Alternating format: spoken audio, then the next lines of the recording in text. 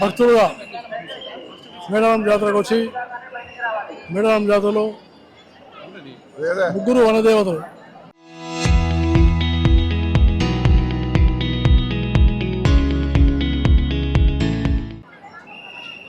సమ్మక్క సారలక్క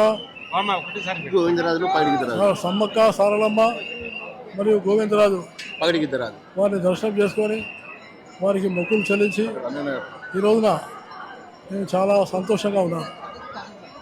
ఎందుకంటే మేడారం జాతర అతిపెద్ద జాతర.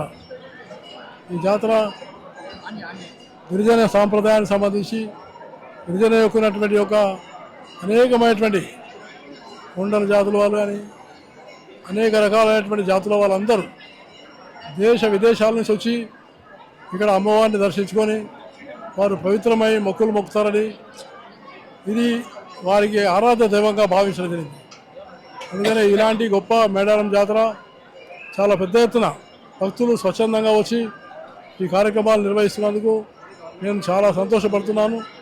అలాగే మన గిరిజన సంస్కృతి, గిరిజన సాంప్రదాయం, గిరిజన యొక్క ఉన్నటువంటి అన్ని రకాలైనటువంటి యొక్క భాషలను పెంపొందింపజేసి ఇంకా గిరిజనుల యొక్క అభివృద్ధికి బాగా ప్రభుత్వాలు పాటుపడాలని నేను మనసారా కోరుకుంటూ, గిరిజనుల ఐకమత్యం కూడా చాలా అవసరం. గిరిజనులందరూ కూడా ఐకమత్యమై వాళ్ళ హక్కులను సాధించుకోవాలని నేను కోరుతా ఉన్నాను. చరిత్ర సృష్టించినోడు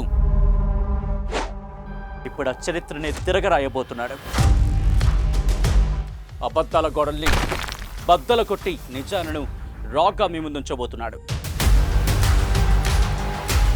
నిజమైన వార్తల కోసం వెంటనే డౌన్లోడ్ చేసుకోండి రా యాప్ని.